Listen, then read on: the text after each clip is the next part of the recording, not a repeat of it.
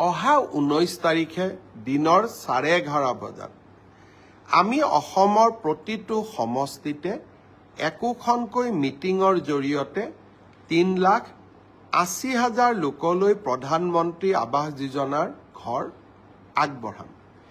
বহুতে মোক কেতিয়াবা প্ৰশ্ন কৰে যে পকা ঘৰ থকা লোকেও প্ৰধানমন্ত্ৰী আৱাস যোজনাৰ ঘৰ পাইছে। 19 তাৰিখে যিসকল লোকে আমাৰ পৰা অনুমোদন পত্ৰ ল'ব আহিব বা চৰকাৰৰ পৰা চেক পাব, তাৰ ভিতৰত যদি আপোনালোকে ভাবে যে কোনোবাই পাব নলগা লোকে এই ঘৰ পাইছে বা আমাৰ পঞ্চায়ত গ্ৰামোন্নয়ন বিভাগৰ লোকসকলে টকা পইচা সংগ্ৰহ কৰি নাপাবলগীয়া লোকক ঘৰ দিছে, যদিও মই বিশ্বাস কৰা নাই, আপোনালোকক অভিযোগ দিবৰ কাৰণেও আমি এটা ইমেইল নম্বৰ দিম, যাতে কোনোবা পকা ঘৰ থকা লোকেও যদি আৰু এবাৰ ঘৰ লৈছে আপোনালোকে অভিযোগ দিব পাৰিব আৰু অভিযোগ আমি পৰীক্ষা কৰিম।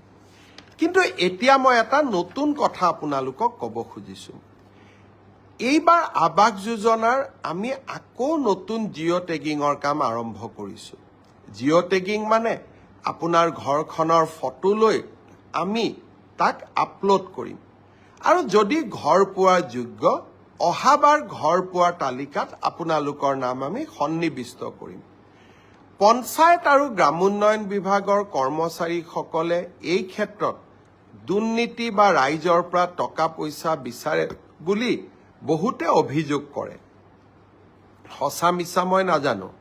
সেইবাবে এইবাৰ জিঅ' টেগিঙৰ দায়িত্ব আমি জীৱিকা সখী বাইদেউসকলক দিছোঁ। জীৱিকা সখী বাইদেউসকলে জিঅ' টেগিং কৰিব।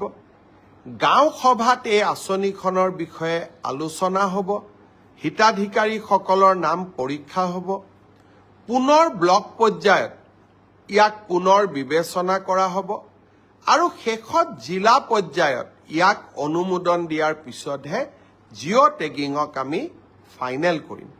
সেইকাৰণে আপোনালোকে সকলোৱে জিঅ' টেগিঙত অংশগ্ৰহণ কৰক আৰু জীৱিকা সখী বাইদেউসকলক সহায় কৰক। এইবাৰ আমি আৰু এটা নিয়ম ৰাখিছোঁ।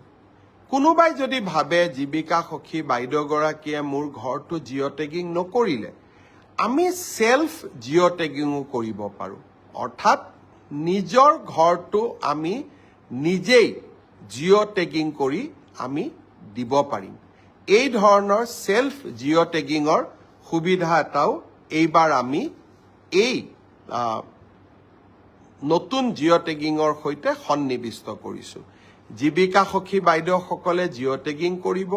মই বিশ্বাস কৰোঁ যে বাইদেউসকলে এটকাও কাৰোৰ পৰা নোখোজে আৰু কোনোবাই খুজিলেও নিদি নিজৰ নামটো নিজেও জিঅ' টেগিং কৰিব পাৰিব।